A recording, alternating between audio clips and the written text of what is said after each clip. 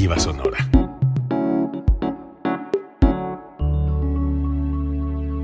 Código Libre.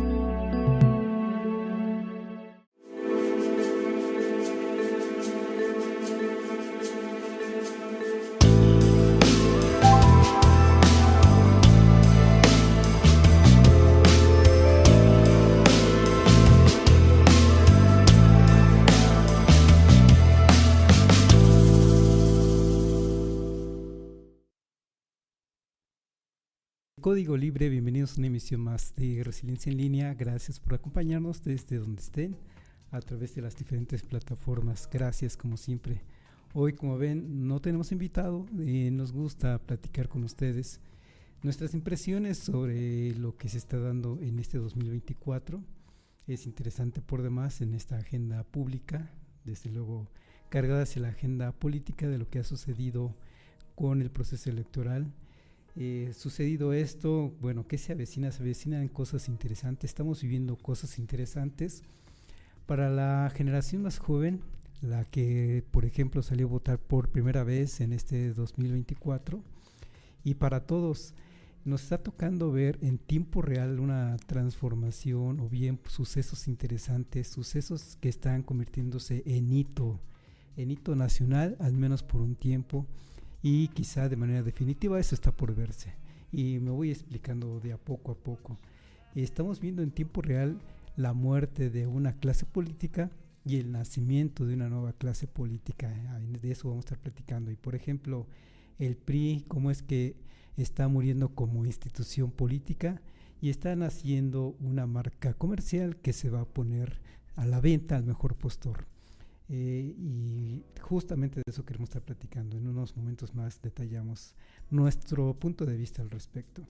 De Morena estamos viendo el nacimiento de una nueva clase política con sus debidos cuidados que hay que tener, porque esto del nacimiento de una nueva clase política implica nuevos liderazgos, y en dado momento esto puede llegar a envilecer a sus líderes, y puestos pueden llegar a tomar decisiones u posiciones poco convenientes para la nación. De eso hay que estar al pendiente. De lo que también queremos platicarles es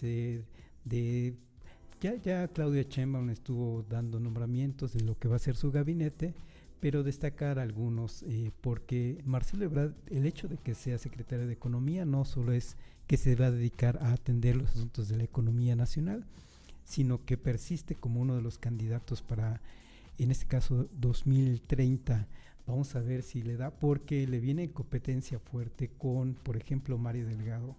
Vamos a estar platicando de ello. Y otra competencia más por ahí. Y a la vez de competencia, pues es bueno para Morena que tenga cuadros importantes, cuadros fuertes, para levantar la mano de quién podría ser el próximo presidente dentro de 6 años. Porque no es para nadie un secreto que las campañas de los candidatos, eventuales candidatos dentro de 6 años empiezan justamente ahora, empiezan 6 años antes, y si no, pregúntenselo a López Obrador o pregúntenselo a cualquier otro candidato que viene trabajando desde años atrás sus respectivas candidaturas. Y también me gustaría dar una opinión, un punto de vista hacia cerrando el programa, sobre el nacimiento de una leyenda política, una leyenda nacional y una leyenda internacional. Desde luego me estoy refiriendo a López Obrador. Quizá les parezca exagerado mi comentario, pero justo de eso quiero comentar.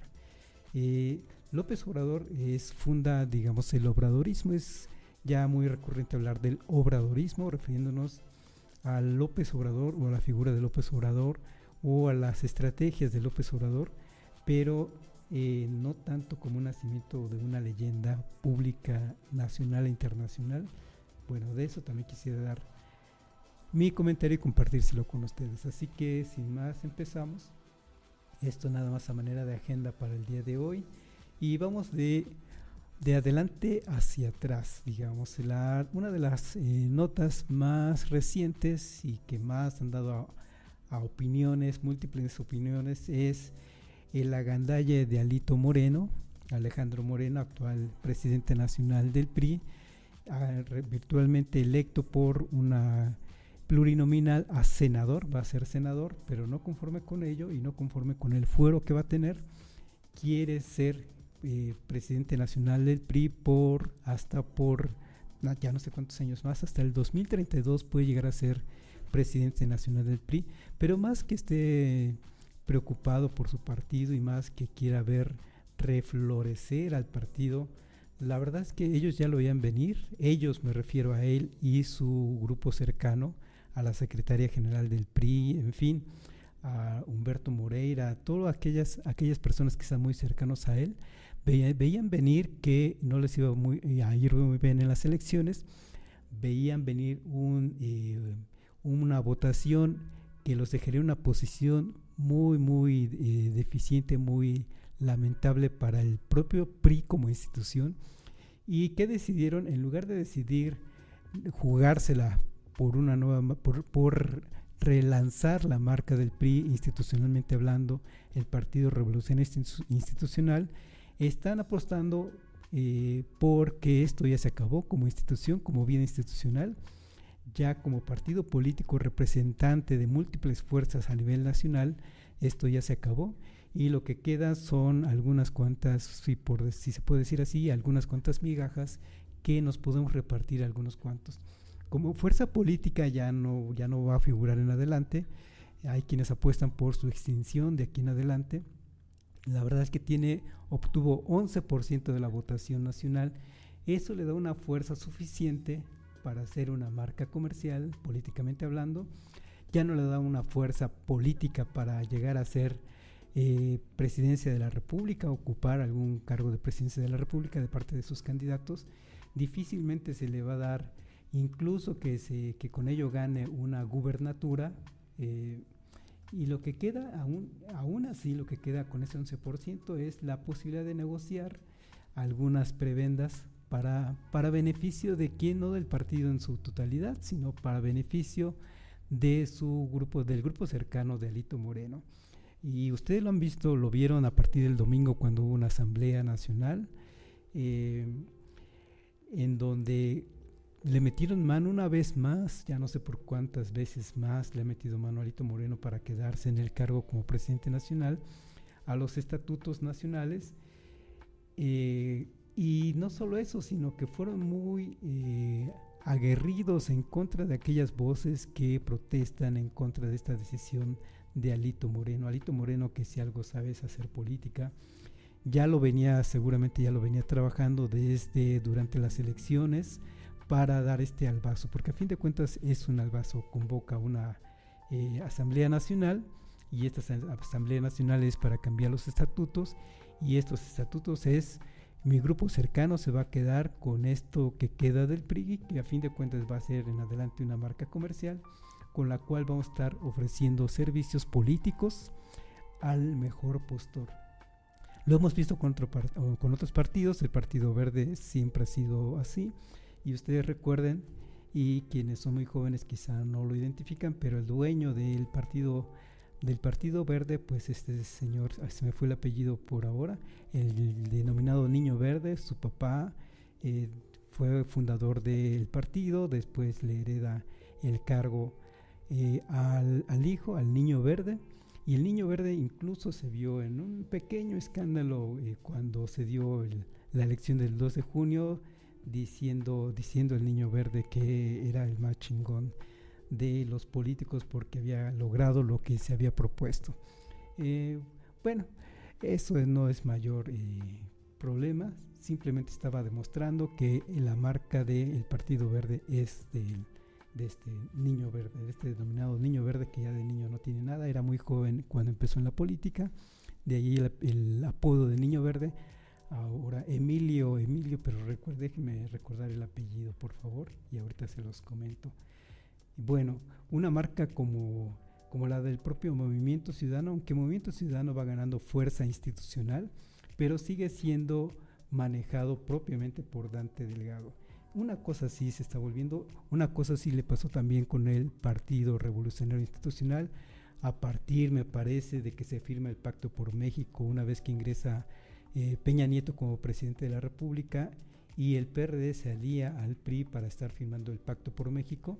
Ya en esos momentos dominaba al partido político los denominados chuchos, Chucho Zambrano, Jesús Zambrano y Jesús Ortega como los líderes del PRD, y de hecho es ahí cuando rompe López Obrador con el PRD, se marcha con varios simpatizantes, militantes del PRD y funda lo que sería Morena.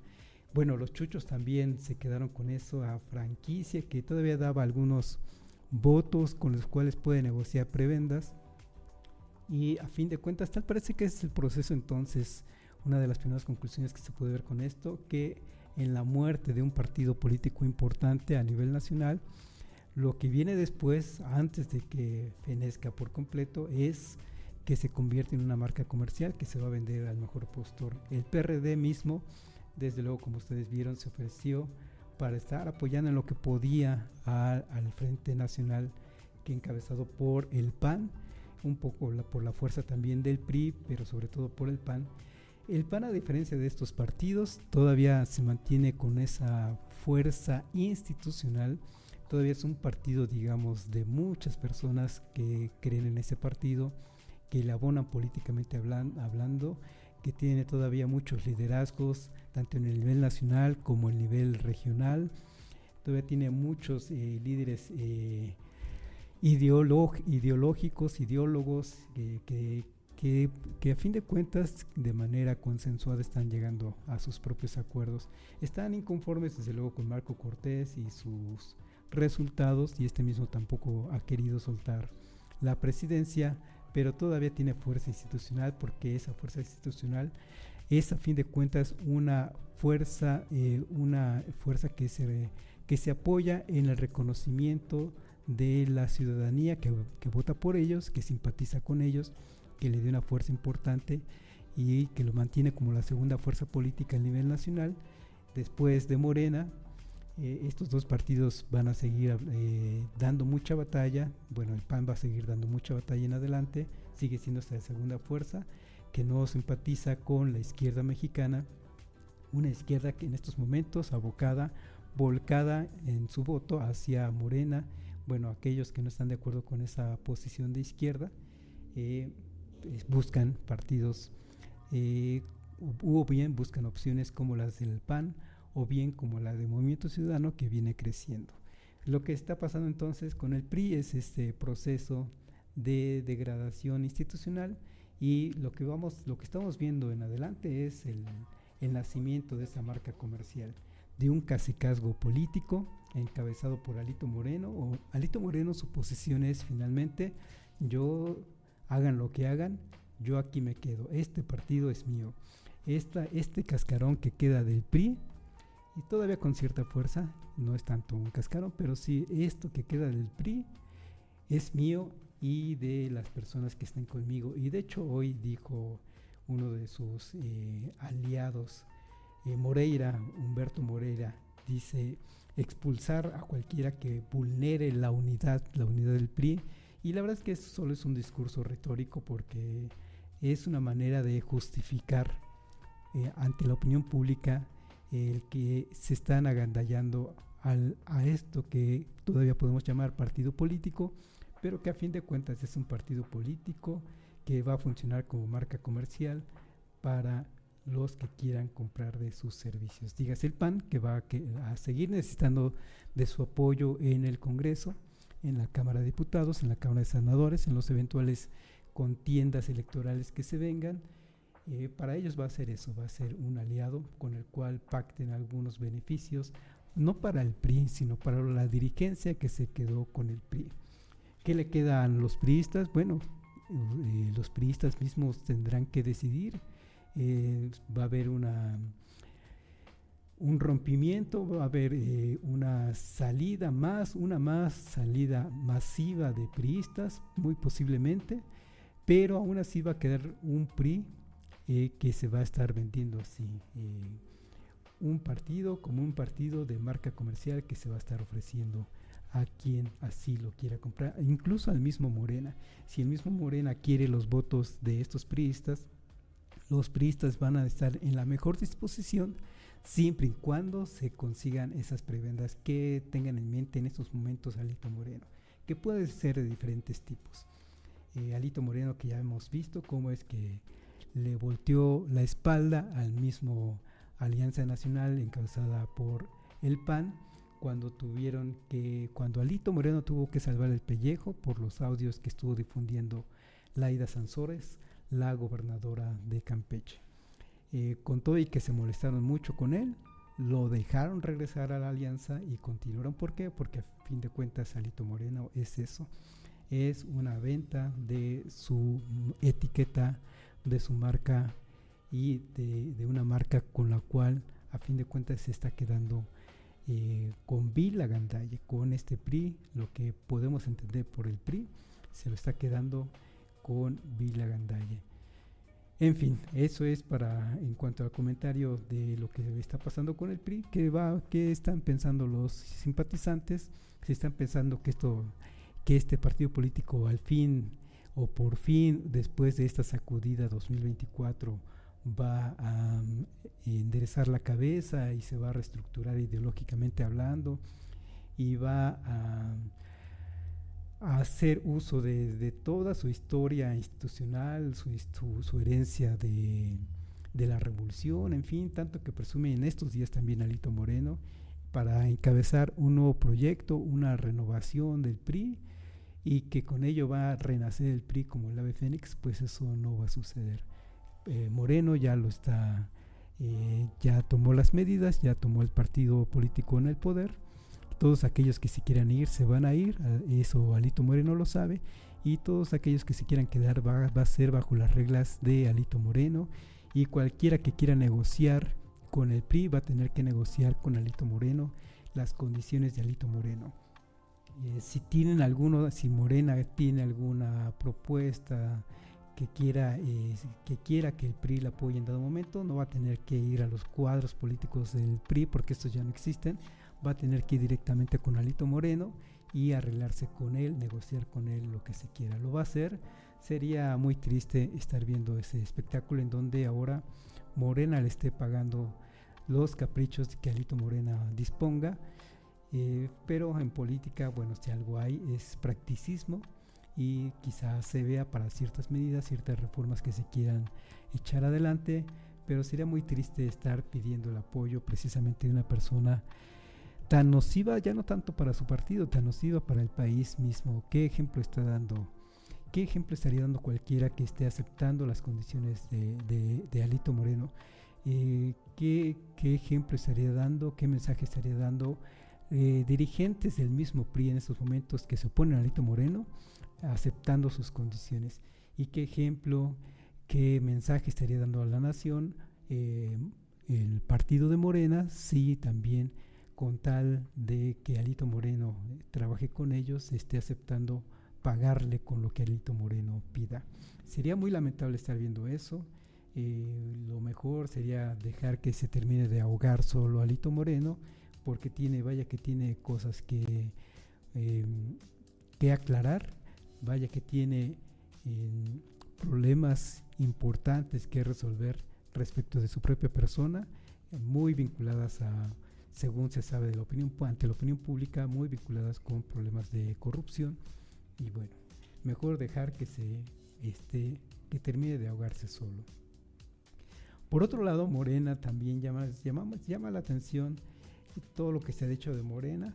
Hay muchas personas simpatizantes del mismo Morena, que siguen sorprendidos de qué fue lo que pasó. Uno de ellos, Epigmenio Ibarra, muy leal al movimiento de la Cuarta Transformación, todavía el día de hoy en su columna que escribe cada 8 días se pregunta o trata de explicar qué fue lo que pasó. Y personas como él hablan de una revolución de las conciencias, o bien se habla de una generación, de una regeneración o un nacimiento de una cultura política que abarca a todos los mexicanos.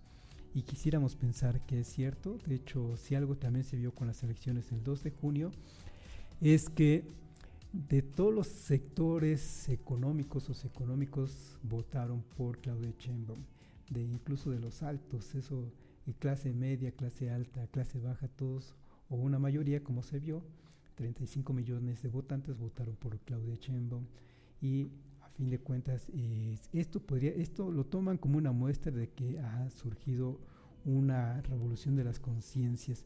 Sí estoy de acuerdo en que hay una revolución, pero esta no nació en este periodo electoral. Para mí, como ya hemos dicho en otros programas, se inicia en 2018 con precisamente un cambio de régimen de gobierno, un régimen político en el país, de manera pacífica. Eso sigue siendo interesante, de manera pacífica.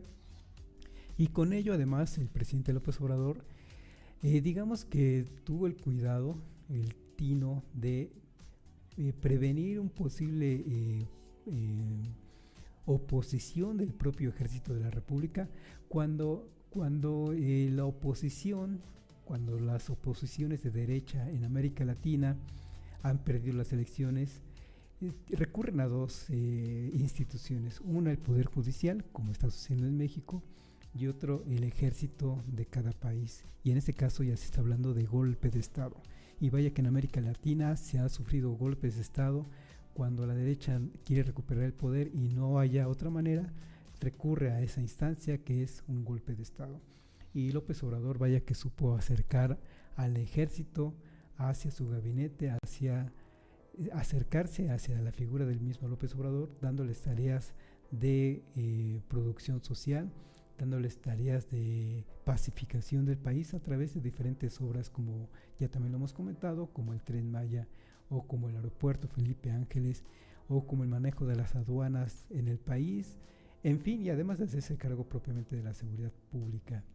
Y esto a través de la Guardia Nacional. Se dice que no es un aparato militarizado, bueno, sí o no, a fin de cuentas es uno de los brazos más que ha tenido López Obrador para acercar, en este caso, a los líderes del ejército, que han sido autónomos durante toda su historia institucional, han sido autónomos.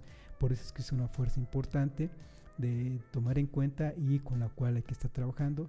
Y este ejército como fuerza casi autónomo, digamos, porque siempre han aceptado que su comandante supremo es el presidente de la República en turno, y justamente es lo que han dicho, y a la fecha lo volvieron a decir con la próxima asunción a presidencia de la República de Claudia Sheinbaum. También han dicho que su próxima comandante suprema va a ser precisamente Claudia Sheinbaum, lo cual es muy bueno. ¿Qué es lo que nos puede estar preocupando? Entonces sí, qué bueno que haya una revolución de las conciencias. Eso desde luego nos da mucho gusto a quienes simpatizamos con la izquierda, que se ha generado una cultura política en el país, también qué bueno que así pueda ser, nada más que me parece que eso todavía está por verse.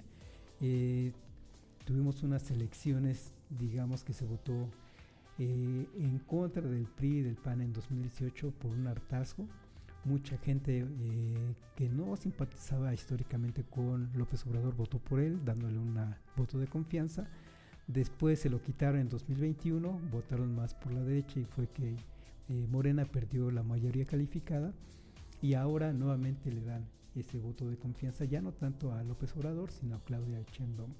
Ya viendo resultados en estos 6 años, y vaya que ha habido resultados interesantes.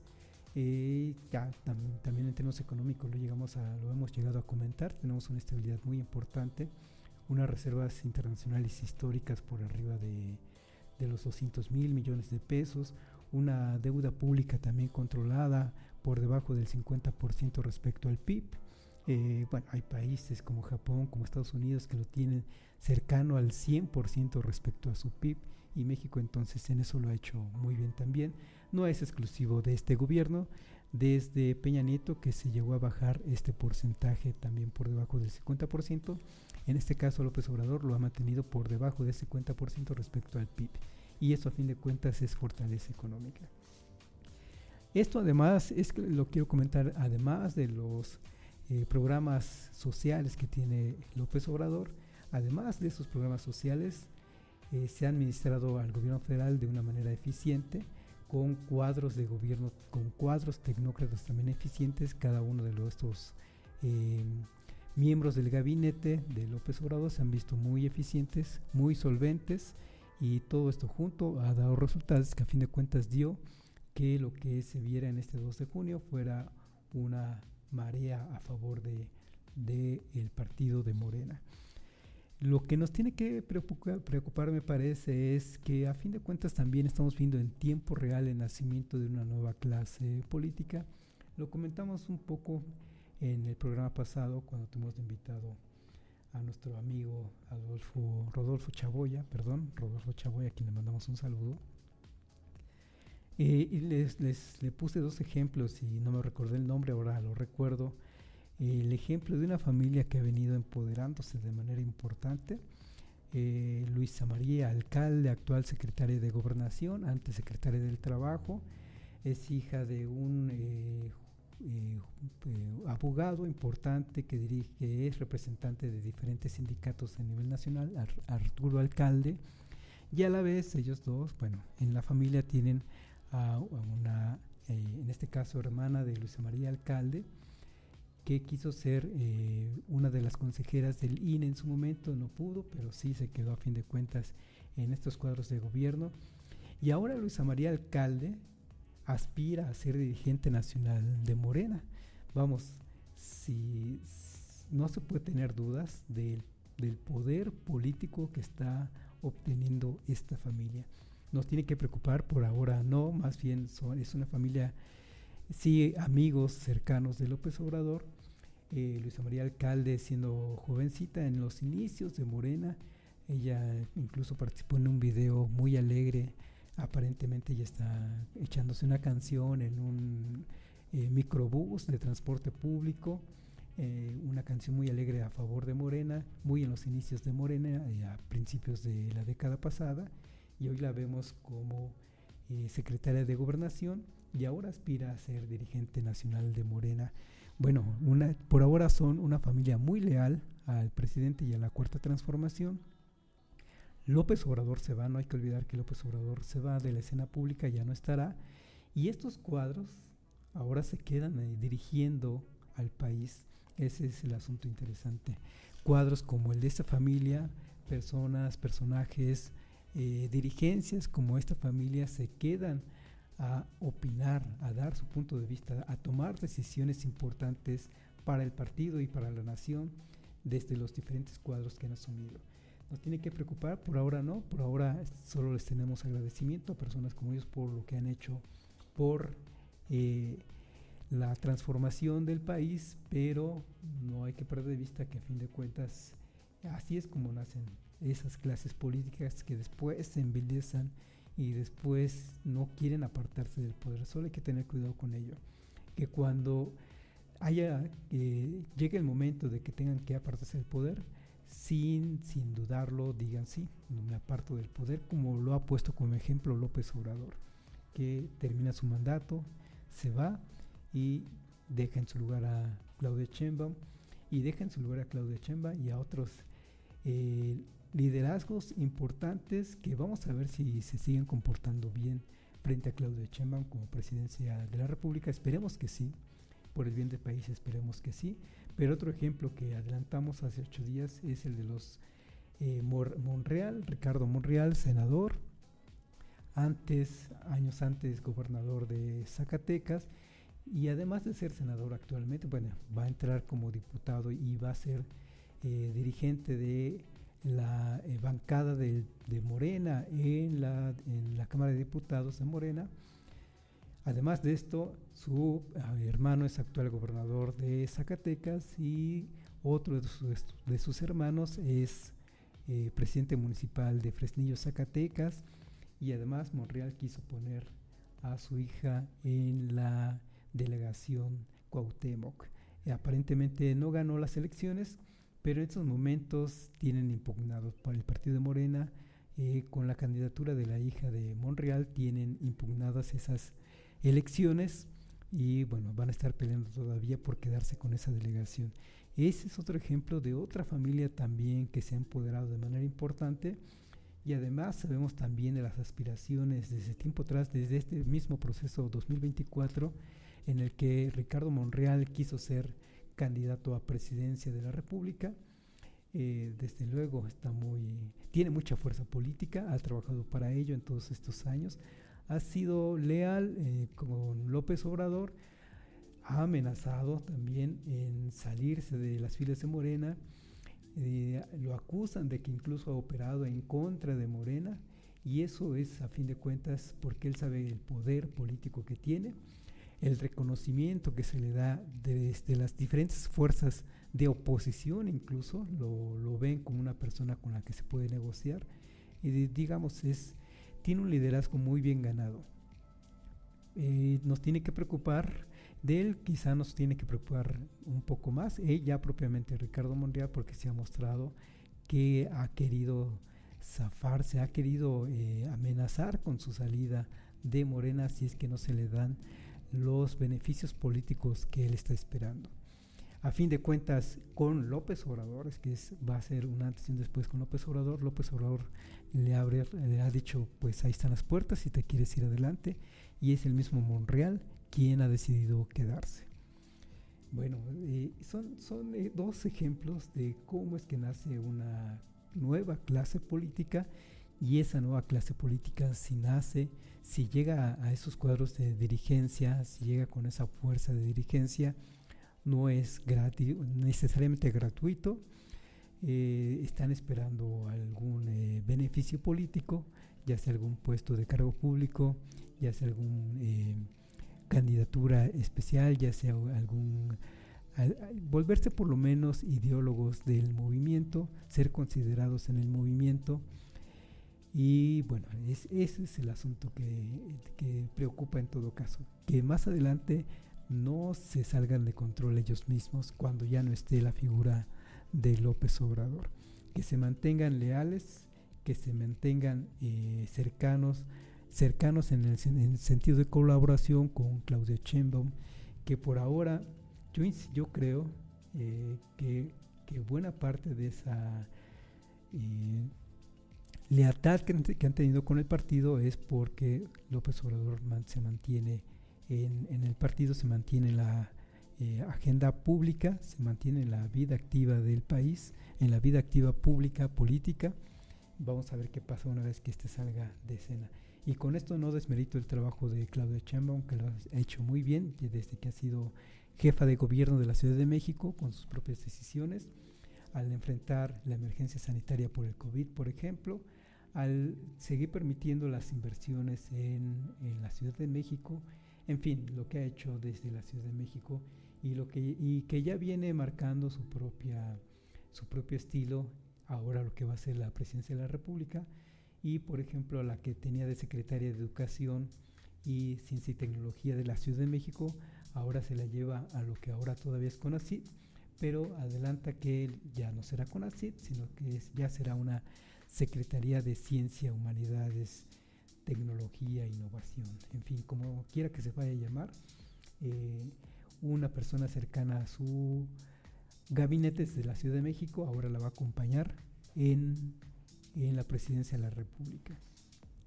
Y no, más bien hay que reconocer el trabajo de Claudia Sheinbaum, tiene un gran liderazgo también se sabe enojar, también sabe ser firme cuando tiene que hacerlo, y lo demostró en estos últimos semanas, cuando a partir de que ganó las elecciones del 2 de junio,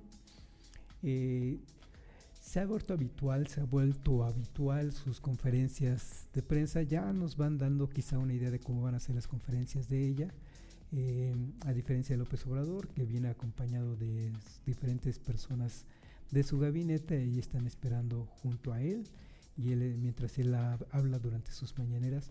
Y Claudia Sheinbaum te está mostrando un formato distinto en donde ella está, y solo ella está parada frente a las cámaras, frente al micrófono.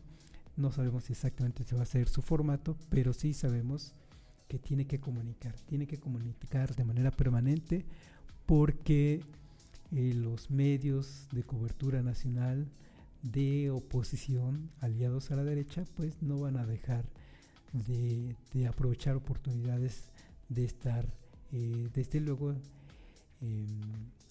hablando a favor de su proyecto, del proyecto que representan estos medios de comunicación nacionales y esos intereses que representan son de derecha, son legítimos, pero no son en beneficio de lo que representa Claudia Sheinbaum en cuanto a lo que respecta la cuarta transformación.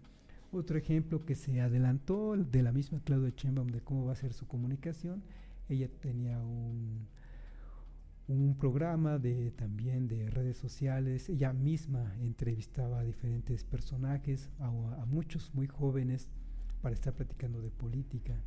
Estuvo entrevistando incluso a youtubers famosos. Ella era la que estaba entrevistando a estos personajes. Esto, claro, durante la campaña.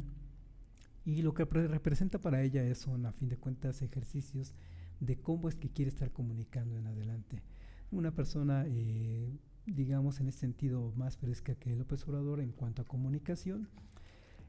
Sabemos que sobre todo las personas jóvenes estaban buscando eso, fórmulas frescas de comunicación, y ya veremos cómo es que lo hace Claudia Sheinbaum, y ya lo veremos con aquí nombra para su representante en comunicación, que me parece que eso todavía no lo hace. Hablando de a quién ha nombrado y lo que esto puede representar, también es importante que lo comentemos.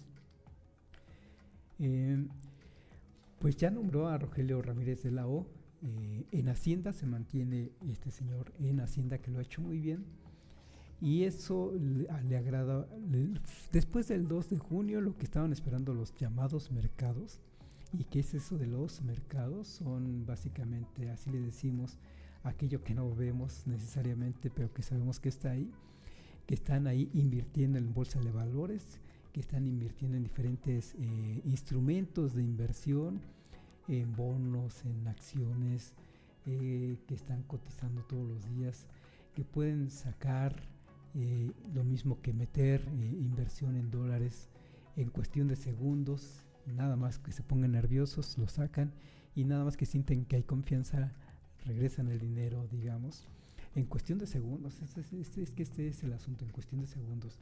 Entonces, cuando dicen a los mercados no les gustó, es cuando ya de repente lo vemos reflejado en el cambio en el tipo de cambio, que se haya desplazado el valor del peso frente al dólar.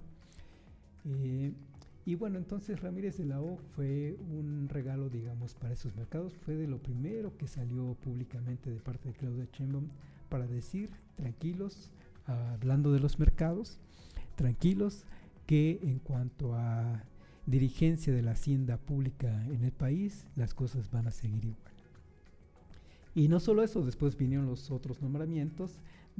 Voy a destacar los que me llaman la atención, porque ya son varios. Ernestina Godoy, que antes era, se me fue el cargo exacto, pero antes de estar en la Fiscalía de la Ciudad de México, ahora va a ser, con Claudia Sheinbaum, va a ser consejera jurídica de la presidencia. Va a ser quien va a estar dando justamente consejo jurídico en cuanto a derecho, en cuanto a norma jurídica, a Claudia Sheinbaum.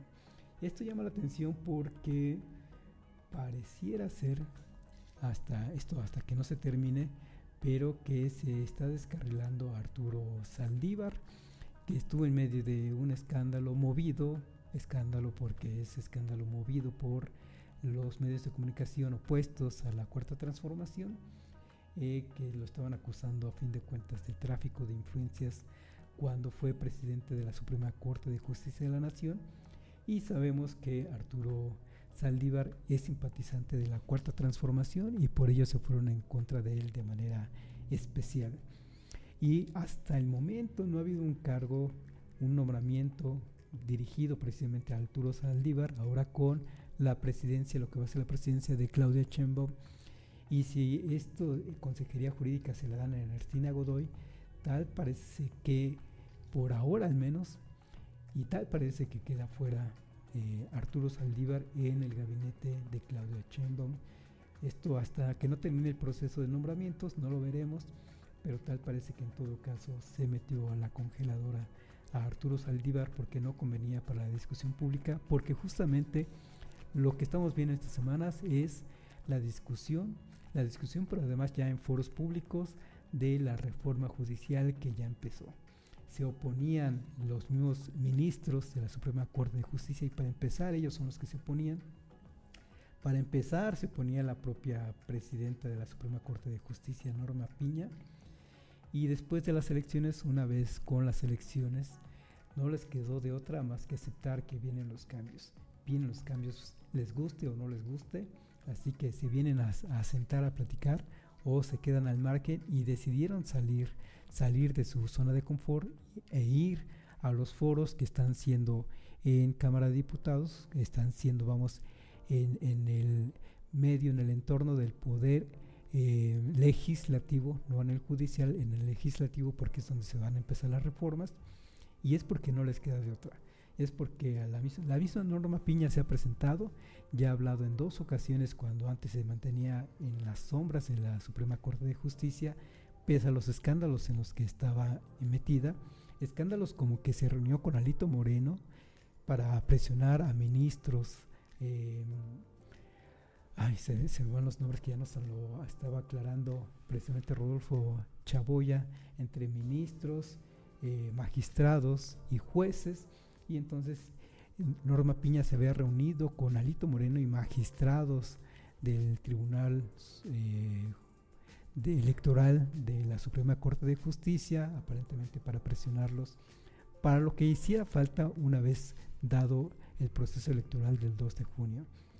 Y bueno, estaba en eso escándalo, y ¿qué dijo Norma Piña en esos días? No dijo nada, se mantuvo en las sombras, y ahora se vio obligada a salir y tratar de ser parte de esta discusión pública.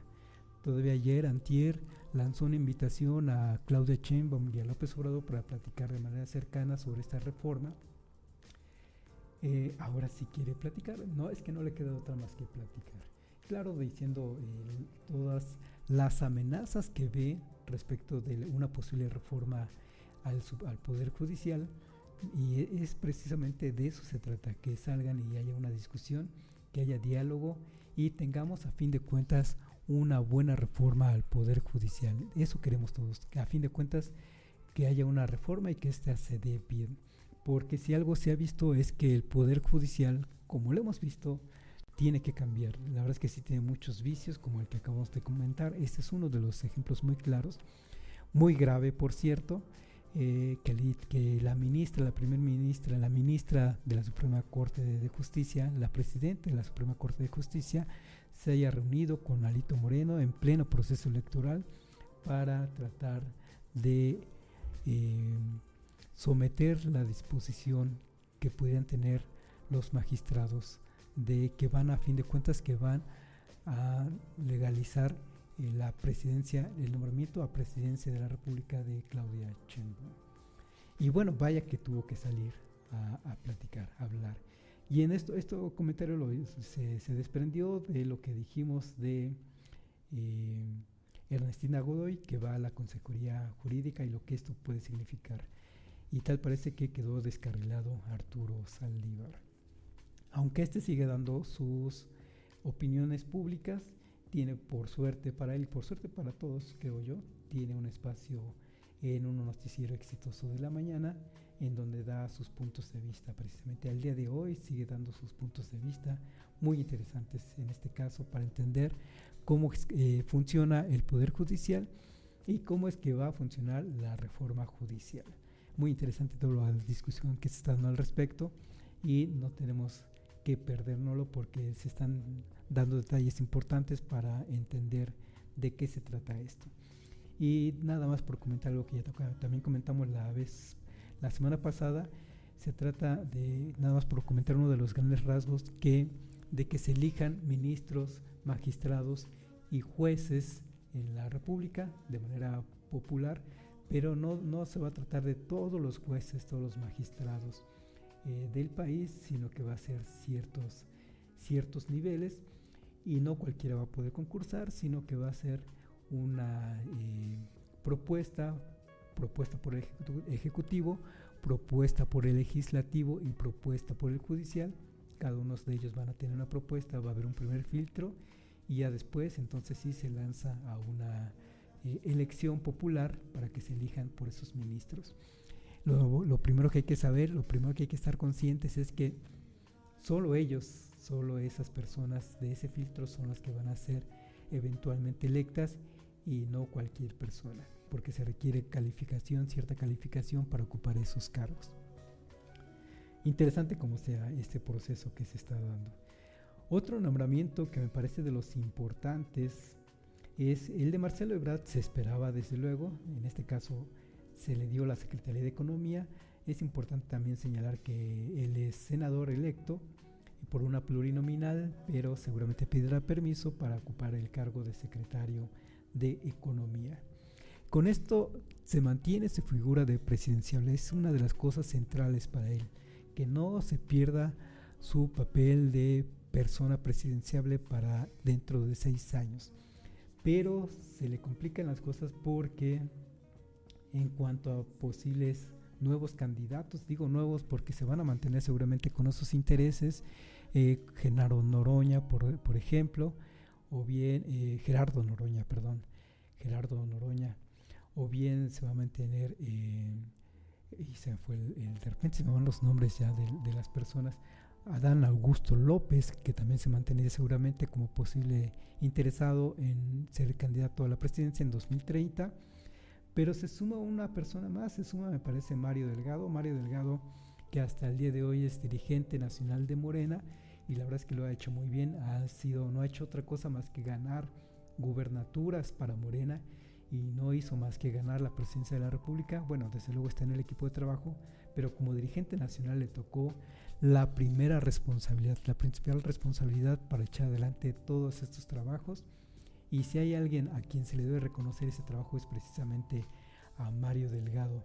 Mario Delgado ahora dejaría de ser presidente nacional de Morena, y ya dijimos que además está interesada Luisa María Alcalde para ser esa nueva dirigente nacional, pero Mario Delgado ahora sería el secretario de Educación Pública. Y más allá de que esté calificado o no, tal parece que sí, porque ocupó ese mismo cargo pero en el gobierno de la Ciudad de México. También con eso se vuelve presidenciable. Es una persona que desde luego ha trabajado bien, y también entonces con ello levanta la mano para ser presidenciable, eventual candidato de Morena para 2030, para las elecciones 2030. Y hay una persona más que podría ser eventualmente candidato a ser presidente de la República, que también surge como nueva imagen, digamos, para posible candidatura nacional, aunque haya ciertas dudas, y se trata de Omar García Harfuch. Omar García Harfuch, que en estos momentos hubiera sido electo a ser jefe de gobierno de la Ciudad de México, pero por este asunto de equidad de género, él ganó, ustedes recuerdan, las elecciones para ser candidato a la Ciudad de México, a jefe de gobierno de la Ciudad de México, pero se lo cedió a Clara Brugada, y Clara Brugada actualmente es quien ganó esa elección para ser jefa de gobierno de la Ciudad de México. Omar García Harfuch se mostró leal a Claudia Sheinbaum en este caso, y se mostró también leal, digamos, a este movimiento. Se mostró disciplinado respecto de Morena y aceptó declinar a favor de Clara Brugada, y seguramente con la promesa, como ahora estamos viendo que sucedió, de que iba a trabajar de cerca en el gabinete de Claudia Sheinbaum. Y era de esperarse que, siendo secretario de Seguridad en la Ciudad de México, ahora vaya a ocupar en el gobierno federal ese puesto ahora como secretario de Seguridad y Protección Ciudadana, pero a nivel federal. En el nivel de la Ciudad de México lo hizo muy bien, incluso sobrevivió un atentado, y lo hizo porque tiene una policía preparada, tiene una policía que preparó muy bien, muy leal. Tiene una policía, o tuvo una policía en la Ciudad de México que demostró que no está vendida hacia la delincuencia organizada, y que salió esa noche de ese atentado en contra de él, salió a defender. Esa policía bien entrenada, institucionalizada, muy institucional, salió a defender a su jefe policíaco, y por eso es que sobrevivió unos instantes más, unos minutos más, recibiendo esa ráfaga de metralla, seguramente en estos momentos estaría muerto Omar García Harfuch, y en cambio no, en cambio ha dejado ver que es muy solvente en cuanto a el manejo de la seguridad pública.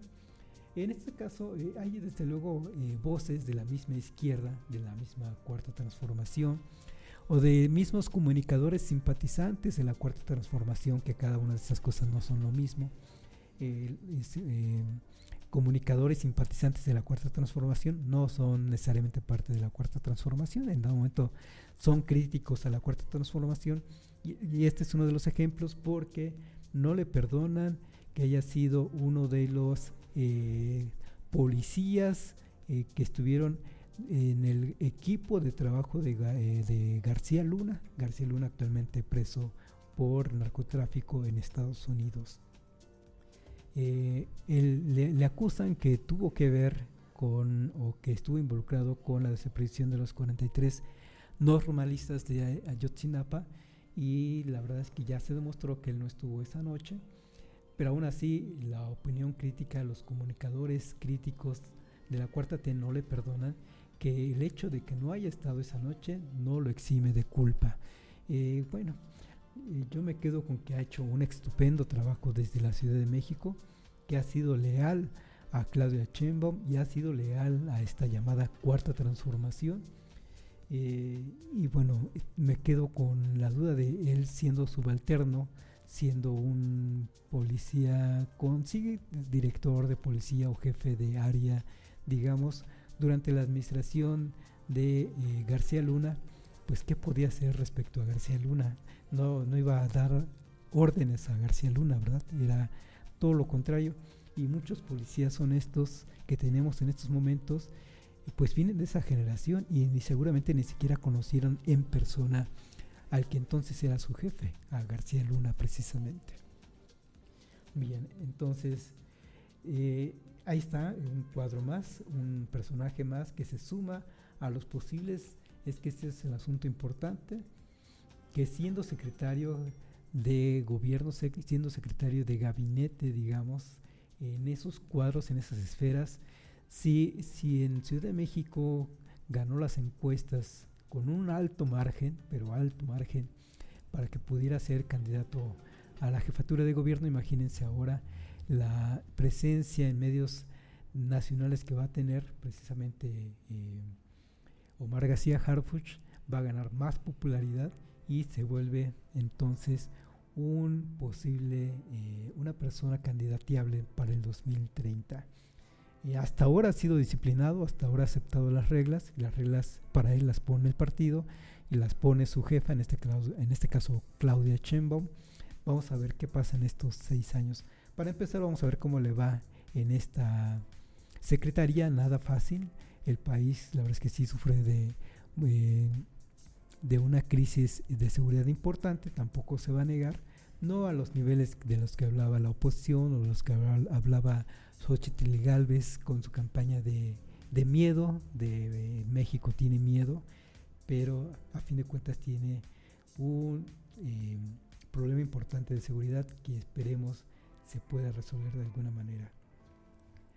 Hay otros cargos importantes, bueno, no quiero marearlos con tantos cargos porque son varios. Está el de Rosa Isela Rodríguez, actual secretaria de Seguridad y Protección Ciudadana del Gobierno Federal, que ahora se va a la poderosa Secretaría de Gobernación con Claudia Sheinbaum, se va a la Secretaría de Gobernación y seguramente también lo hará bien. Bien, otros nombramientos que por ahora vamos a dejarlos, ya los comentaremos en otro momento. Y comentamos que a la ministra Norma Piña tiene que salir a negociar porque no le queda de otra, porque ya vimos la andanada de reconocimientos que tuvo Claudia Sheinbaum de parte de diferentes líderes internacionales, y nada más por nombrar algunos. Joe Biden salió casi de inmediato a felicitarla, Vladimir Putin también la felicitó, Lula da Silva la felicitó, Justin Trudeau la felicitó, el Fondo se reunió con representantes del Fondo Monetario Internacional, se reunió con el embajador de Estados Unidos, con inversionistas de estos mercados, que estos denominados mercados bursátiles. No se diga, se está reuniendo periódicamente con Andrés Manuel López Obrador para tener varias giras por el país, unas giras de agradecimiento para la votación que recibió Morena. Y con esto, a fin de cuentas, ¿qué es lo que se está ganando? Legitimidad. Norma Piña, ¿qué estaba esperando para salir a negociar? Ahora sí, salir a negociar, nos dice ella.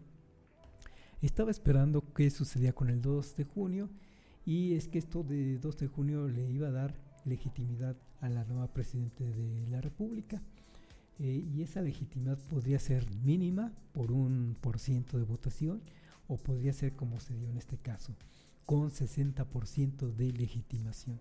Y con todo esto, 60% de legitimación que le da el pueblo de México a la presidenta, a la próxima presidenta, más este reconocimiento oficial que le dan todos estos líderes, y más con el reconocimiento que le dan los mismos inversionistas, banqueros que se han reunido también con ella, pues la verdad es que no le queda de otra a Norma Piña más que aceptar que está frente a no solo a una nueva presidenta de la República, sino a la presidenta de la República más poderosa que hemos tenido hasta hoy, incluso por encima de López Obrador en términos institucionales, claro.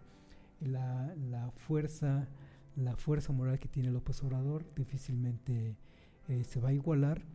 El reconocimiento que tiene moralmente difícilmente se va a igualar, y además es intransferible, ¿verdad? Tanto el carisma como la fuerza moral que tiene cualquier persona, pues son intransferibles. Y yo sigo pensando que mucho de la votación que se dio en este 2 de junio fue gracias a la figura de López Obrador. Y justamente con ello lo que tenemos es, me parece, el nacimiento de una leyenda, una nueva leyenda para los medios internacionales, para la cultura política internacional. Y es que una cosa es tener a un López Obrador dando la batalla desde 2006 para ser presidente de la República, y que en los medios internacionales haya salido por ahí una nota de ya hay un candidato que lleva por su tercera candidatura, y ha protestado, en fin, a 6 años después de que ya gobernó y que ya se ven resultados, y que los resultados han sido interesantes para esa opinión pública internacional, como el que está logrando una transformación pacífica para empezar, en donde tiene de su lado el ejército, en este caso ejército mexicano, a la Fuerza Armada de un Estado-nación, cosa que no se obtiene tan fácil. Y si no, pregúntenselo a Bolivia o pregúntenselo a Nicaragua, en fin, muchos ejemplos en América Latina, pero en días recientes pregúntenselo a Bolivia, donde hubo una aparente intención de golpe de Estado, extraño ese intento de golpe de Estado, pero a fin de cuentas una intención de golpe de Estado en contra del actual presidente de la República. Bueno, esto más el manejo económico, y más, no se diga, es que esto lo quiero poner antes de lo que se ha hecho por la población mexicana para sacarlos de sus condiciones de pobreza. Ha salido en 5% de esas posiciones de pobreza. Desde luego falta mucho por hacer, desde luego no se puede decir que ya no hay pobreza en México, se ha hecho trabajo importante, pero es que no es lo único. Este trabajo hacia la sociedad que le reconoce no ha sido lo único. Estos programas sociales que se han dado no es lo único de este gobierno, sino que se ha convertido en toda una figura internacional. El mismo Epigmenio Ibarra habla de un ejemplo de transformación, un ejemplo político en términos internacionales. No sé si está sucediendo eso, si somos un ejemplo internacional, pero sí creo que López Obrador está emergiendo, luego de todos estos años, una vez que está terminando su gobierno, está emergiendo como una leyenda pública internacional. Leyendas internacionales, pues una muy debatida ha sido Fidel Castro, que una vez que murió, todos los jefes de Estado, prácticamente todos los jefes de Estado en el mundo, salieron a dar sus condolencias y a reconocer que había muerto un líder importante en términos internacionales. Es que de eso se trata, de cuando hablamos de una figura internacional, una leyenda internacional. Otra figura internacional lo ha sido Lula da Silva en su primer periodo de gobierno. En este segundo periodo de gobierno más bien ha sido de un perfil bajo, digamos, en términos internacionales. Y es que cuando fue en su primer periodo de gobierno, Lula da Silva quiso encabezar un bloque latinoamericano en contra de Estados Unidos o de los intereses de Estados Unidos o en contra de los intereses del Fondo Monetario Internacional. Estuvieron movilizando diferentes acuerdos comerciales, el famoso Mercosur, por ejemplo, en beneficio del trabajo de América Latina, el Banco del Sur. Incluso por ahí se llegó a manejar la idea de una sola moneda de América del Sur, así como la moneda del euro para los europeos. Se platicó de una posible moneda para América Latina. La verdad es que era difícil. Esa idea la promovía especialmente Hugo Chávez desde Venezuela, pero no prosperó. En esos momentos es cuando Lula da Silva alcanzó ese clímax en cuanto a figura pública internacional. Y me parece, son nada más para apuntalar, porque estoy pensando que López Obrador está emergiendo como un referente internacional, que en adelante, una vez que termina el gobierno de López Obrador, habrá un referente obligado a hablar de México, y más que hablar de México, hablar de López Obrador. Ahora sí, hablando en el amplio sentido de la palabra del obradorismo. Es que más bien lo hemos dicho así, obradorismo y no López Obradorismo, a pesar de que es el segundo apellido, muy digno por cierto, ¿verdad? Además el apellido de la madre de López Obrador. Me parece entonces que están haciendo con ello una leyenda. Está terminando el periodo de gobierno de un luchador social, y si no, basta con ver fotografías desde cuando empezó su carrera política. Él mismo ha dado anécdotas de cuando empezó. Es verdad que empezó en las filas del PRI, y el mismo priismo lo mandó de delegado a una población de Chiapas, y comenta cómo es que llegó a una choza con piso de tierra, con su esposa y su primer niño en brazos, y a partir de ahí empezó a hacer trabajo comunitario, y hasta llegar a lo que hoy tenemos como presidente de la República por salir. Y yo diría, insisto, con esta salida está naciendo esta leyenda para América Latina y para el mundo. A la hora de estar revisando, porque desde la academia nos gusta estar revisando modelos exitosos para replicar en otras partes del mundo, en otros lugares, dentro del interior de la República, y replicables para lograr el desarrollo, estamos pensando que ha hecho Lula da Silva, o que han hecho los Kirchner.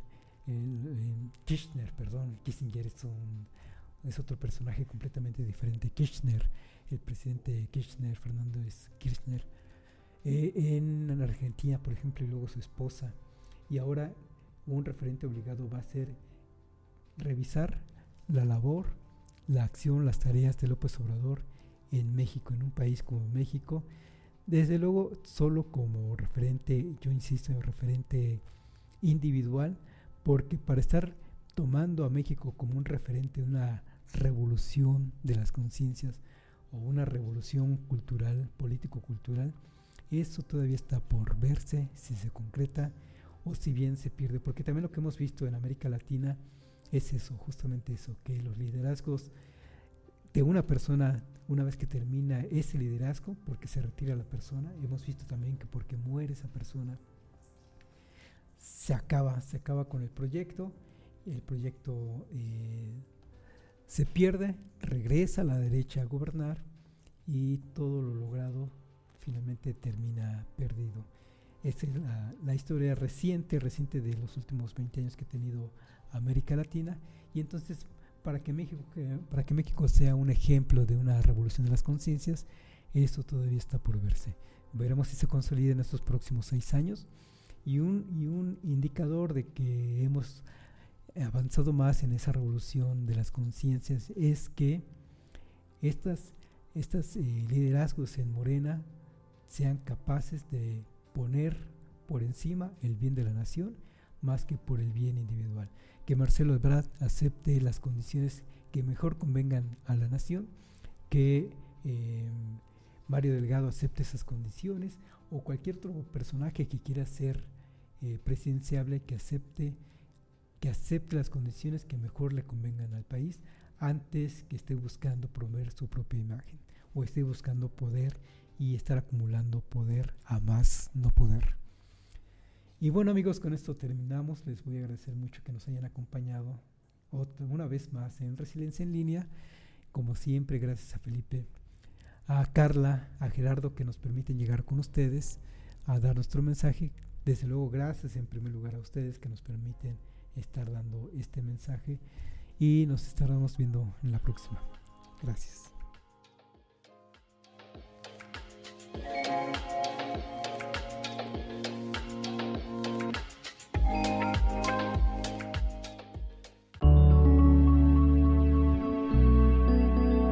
Código Libre.